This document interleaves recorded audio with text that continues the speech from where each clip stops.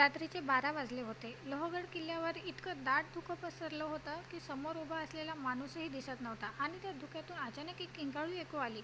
दुसऱ्या दिवशी सकाळी किल्ल्यावर एक बॅग, एक तुटलेला मोबाईल आणि रक्ताचे काही थेंब सापडले, पण माणूस कुठेच नव्हता. नेमकं त्या रात्री काय घडलं, चला जाणून घेऊया. पुण्यातील 5 मित्र आरव, सिया, केतन, मीरा आणि निखिल वीकेंडला लोहगड किल्ल्यावर ट्रेक करण्याचा प्लॅन करतात. सगळे सकाळी उत्साहात किल्ल्यावर पोहोचतात. Photo, video, drone shoot. वातावरण अगदी सुंदर असतं, पण तिथे भेटतात एक वृद्ध गावकरी. तो म्हणतो, सूर्य मावळायच्या आधी किल्ला सोडा, रात्री इथे थांबू नका. सगळे त्यांची गंमत करतात. संध्याकाळ होते, धुकं वाढायला लागतं. अचानक निखिलचा ड्रोन गायब होतो. मीराच्या मोबाईलमध्ये स्वतःहून व्हिडिओ रेकॉर्ड व्हायला लागतो. व्हिडिओमध्ये दूरवर एक काळी आकृती दिसते. सगळे घाबरतात, पण आरव म्हणतो, कोणीतरी आपल्याशी फ्रँक करतंय. केतनला एका दगडाखाली जुनी लोखंडी किल्ली सापडते. त्या किल्लीने जवळचं जुनं दार उघडतं.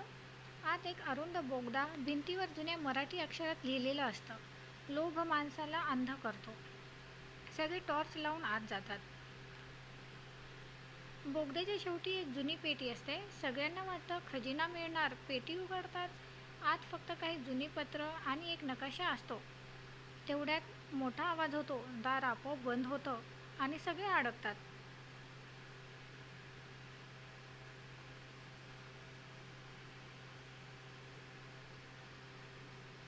निखिल कबूल करतो का मीच तुम्हाला सगळ्यांना इथे आणलं, कारण मला या गुप्त जागेबद्दल माहिती होती. त्याला वाटत असतं की इथे सोन्याचा खजिना आहे, पण पत्रांमध्ये लिहिलेलं असतं खरा खजिना म्हणजे हा किल्ला, त्याचा इतिहास, त्याचं रक्षण करा.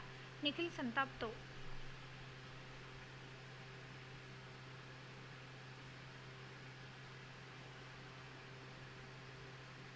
तेवढ्यात जुन्या बोगद्याचा एक भाग कोसळतो. सगळे वेगवेगळ्या दिशेला अडकतात. आरव आणि सिया एकत्र, केतन आणि मीरा दुसऱ्या बाजूला, निखिल एकटाच. धुकं, अंधार आणि भीती.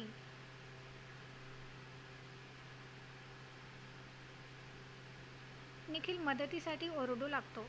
आरव त्याला सोडून जाऊ शकला असता, पण तो म्हणतो, मैत्री पैशापेक्षा मोठी असते. सगळे मिळून दगड बाजूला करतात आणि निखिलचा जीव वाचतो.